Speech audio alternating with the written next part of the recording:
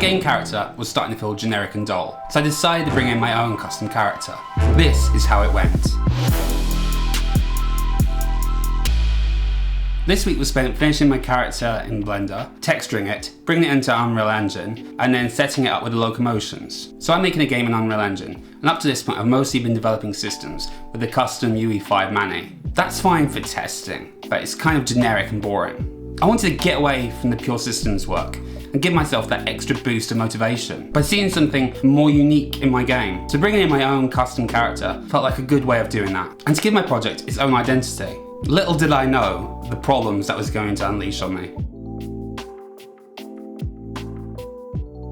Okay, so I've been modelling a character in Blender over the past few months, just whenever I've got some spare time.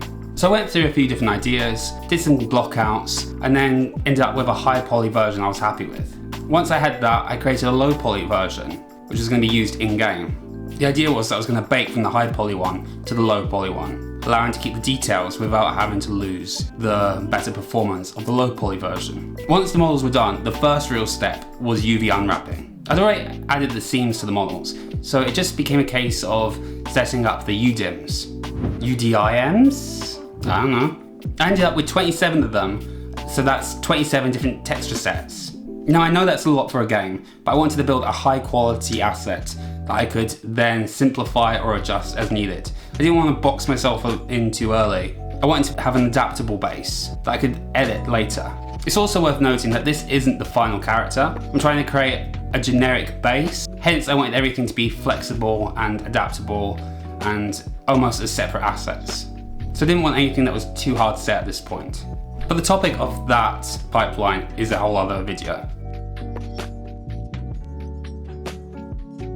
Once the UVs were done, I exported the character and brought it into Substance Painter. This is where I was going to bake the high poly version down to the low poly version. But that part wasn't straightforward at all. So this is my first real time using Substance Painter, and I'm not too familiar with the processes and steps. I ran into a lot of issues along the way. Things like incorrect normals, badly unwrapped UVs, materials being applied in the wrong place. There's quite a lot of stuff that I kept getting wrong. I also had problems where ambient occlusion was bleeding out onto other objects. And as I wanted these to be separate assets for reuse later, I didn't want that. So what I had to do is go back into Blender, pull everything apart so there was distance between them, import it back into Substance Painter, bake like that, fix it in Blender, and then re-import again into Substance Painter as the final gathered collected model. So it's kind of a confusing process, especially as I was trying to work it bit by bit. I think I got there in the end. Once the bakes were done, I could then move on to texturing. So I've had a go in Substance Painter before, but I'm still quite new to the processes. So I was definitely learning as I was going along. I wasn't aiming for a highly polished, finished texture just yet. It was more just to see the blockouts and the idea of how it might look once textured. I just wanted to understand the look I was going for. The armor was meant to feel more like white plasticky kind of armor. Meanwhile, the rest of it was meant to be sort of tough fabric. I used color masks from the high poly version to apply it to the specific regions in the low poly version. Now normally I'd add dirt, grunge, wear and tear and those kind of things to my textures. However, in this case, because I was trying to just get a base going, I didn't want to add those. I thought that would be a better task to save for later. And once it was done, I could continue.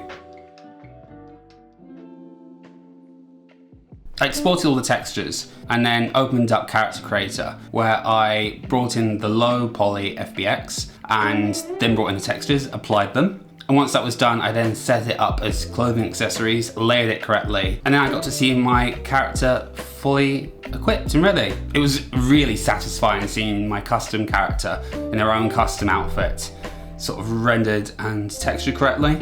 It was really motivating. I finally had it. I finally had my own custom character in front of me, and it was, in my opinion. Now I know it's not perfect, but it was the first time I could see everything that had come together, and overall I was quite happy with that. And also, this is going to change as I go on, but it's all about those little wins, I think.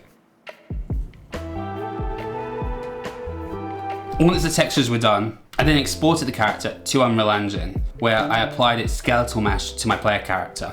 And with that, I had my own unique character running around in Unreal Engine. I used the UE5 rig setup in Character Creator, which meant I could just simply replace Manny with my unique character. At first, I noticed the textures weren't looking quite right. Everything seemed very blurry, but it turned out I just had texture streaming switched on. Once that was disabled, it looked exactly as intended.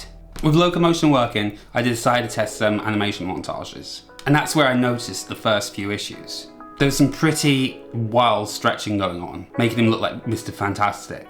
I don't actually know why this was happening, but my best guess is that there was some sort of issues in terms of the rotation or positioning between the bones, between the two different skeletons. And as I was still using the Manny animations, I thought the best place to start would be by retargeting the animations to my new rig. So that's my suspicion, at least. But that'll be an issue for next week. For now though, this is where I stopped. I had my own unique character in Unreal Engine, and it was moving about as intended. And it was very, very pleasing to see. So with that, thank you for watching. Bye.